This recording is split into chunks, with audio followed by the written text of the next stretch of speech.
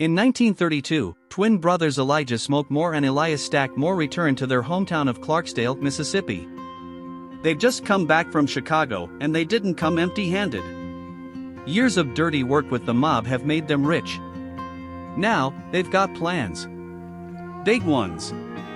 They strike a deal with a shady landowner named Hogwood to buy an abandoned sawmill perfect for turning into a juke joint. But there's one problem: this is Klan country. The brothers make it clear they're not afraid to fight back. Hogwood just laughs it off. Still planning to open the same night, they stop by to visit their uncle Jedediah. He's not thrilled about the idea, but his son, Sammy, agrees to play guitar at the joint. He promises to be back for Sunday service. After retrieving a hidden truck, the group splits up. Stack takes the car with Sammy. On the drive, Sammy strums a tune, and Stack can't believe how good he is. Their next stop, the train station. There, they recruit an old-school bluesman named Delta Slim. Sammy's got more than music on his mind. He meets a married woman named Pearline and invites her to the joint. Meanwhile, Stack runs into trouble of his own when Mary, a woman from his past, shows up. She's married now, but still wants him. Later, the group tracks down a massive guy named Cornbread and convinces him to work the door. Smoke, meanwhile, is handling supplies. He cuts a deal with two local shopkeepers, Grace and Bo Chow, to stock food and paint the joint's sign. Then comes a stop that hits hard: a visit to Annie, his ex. They lost a daughter, and Smoke still carries the weight. He returns the mojo bag she once gave him. Annie blesses it with hoodoo magic.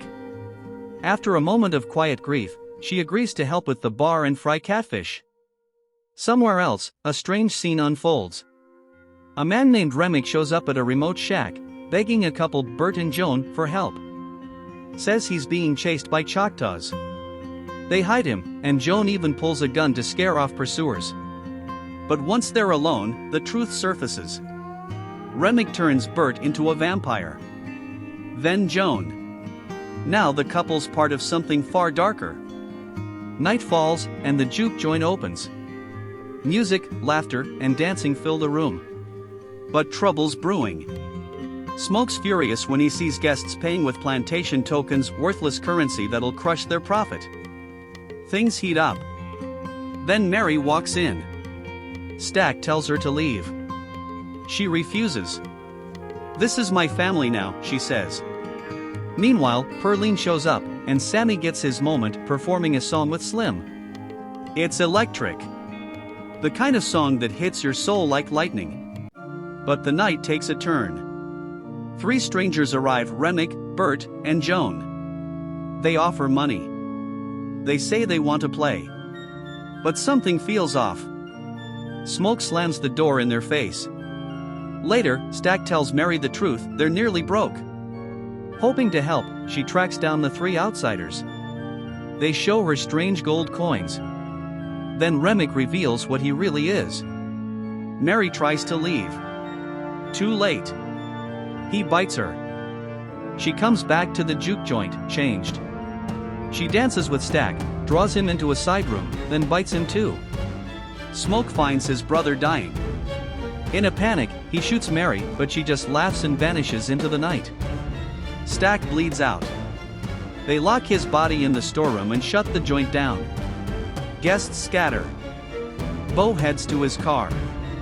Cornbread returns from outside and asks to come in.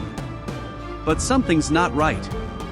When he reaches for his pay, he tries to bite Smoke, who shoots him point blank. Cornbread gets up like nothing happened. Now they know, he's turned too. Then, they hear Stack's voice. From the storeroom. Annie begs Smoke not to open it, but he does.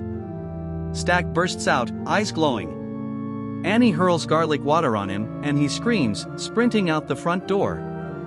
Outside, Remick reveals the full horror: everyone who left earlier, including Bo, is now turned. His real target is Sammy. He believes the boy's music is a bridge to something ancient, something he's been chasing for a long time. He tempts the group inside. Says being turned means family, purpose, belonging. But Smoke won't hand Sammy over. Grace panics when her turned husband threatens to convert their daughter. Smoke makes a bold plan: if they can kill Remick, maybe the rest can be saved. But Annie shuts that down. It doesn't work like that. The Turned are truly dead. Only sunlight or a stake will stop them. The new mission: survive until dawn. But the vampires outside begin screeching unnatural, mind-warping sounds. Grace snaps and yells for them to come. The final assault begins. Inside, one by one, allies fall. Grace, Pearline, then Annie. Before she can turn, she begs Smoke to end it. Through tears, he drives a stake through her heart. Slim buys time by throwing himself into the fray, letting Smoke and Sammy escape. But outside, they're met by Stack and Remick. Smoke fights his own brother while Remick corners Sammy. The boy fights back, smashing his guitar over Remick's head. A silver plate embedded in the neck slices into the creature's skull. Smoke appears just in time and stakes him. Remick bursts into flame. The sun rises. And the rest of the vampires burn with it. Smoke, wounded but standing, gives Sammy the car. Tells him to leave town. He's got unfinished business. Smoke sets a trap for Hogwood, who shows up with his clan men, just like Remick warned. Smoke strikes hard and fast, killing them all. But he's shot in the process. As he bleeds out, he sees them, Annie and their daughter, waiting to welcome him home. Later, Sammy returns to church. His father sees the blood and the bruises, and begs him to leave the blues behind. But Sammy doesn't listen. He drives off, broken guitar in hand. Years pass. It's 1992 in Chicago. Sammy, now a blues legend, finishes a set played by the great Buddy Guy. In the crowd, two familiar faces: Stack and Mary. They tell him Smoke let them go that night on one condition: leave Sammy alone. They've been watching from a distance ever since. Stack senses Sammy's time is near, and offers to turn him. Sammy refuses. He picks up his guitar, and plays something from the old days.